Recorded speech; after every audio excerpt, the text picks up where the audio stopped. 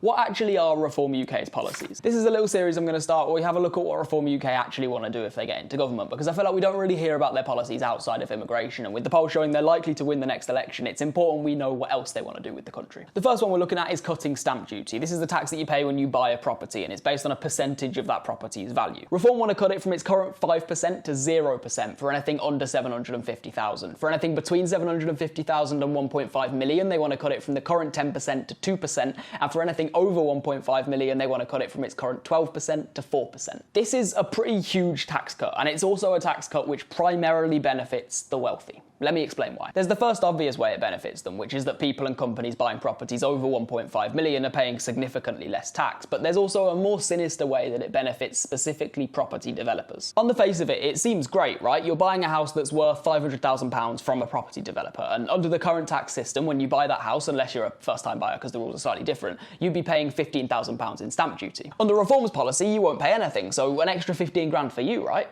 Well, no, because property developers are greedy little fuckers. They know you were budgeting an extra 15 grand to pay stamp duty tax, so when that tax is cut, what they're going to do is just raise the initial price of the property and take that extra money for themselves. The Institute for Economic Affairs actually found this to be the case. They found that for every £1,500 cut in stamp duty tax, an extra £600 was added onto property prices. So that's a lot of money that was previously given by you to the government and spent on things like public services and infrastructure, and is now being given by you to the property developer and handed out as profits to their wealthy shareholders. And while that extra £900 is still a saving for you, that's also money that was previously going to the government. So now they don't have it, they're going to have to either raise a tax somewhere else, or they're going to have to cut spending. And when governments cut spending, it's pretty much always public services. This is what tax cuts pretty much always do. They facilitate a transfer of wealth from us and our public services to wealthy individuals and corporations. And before you go, it's probably very important to make you aware of a man called Nick Candy.